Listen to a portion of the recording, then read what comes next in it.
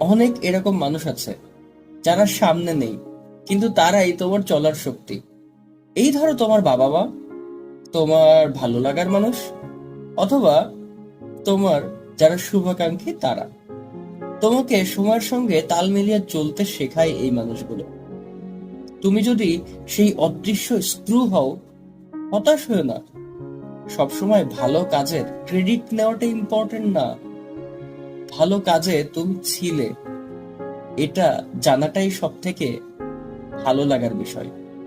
সবাইকে কিন্তু দেখা যায় না, কিন্তু সবার থাকা লাগে। আর মনে রেখো, সবসময় ঘড়ির কাঁটাকেই কিন্তু মানুষ দেখে, আর ভেতরে যে ছোট ছোট স্ক্রু গুলো সবসময় ঘুরতে থাকে তারাই সময় গড়ছে। তুমিও সেই গড়ার একজন। নিজের গুরুত্বটা বুঝতে শেখো।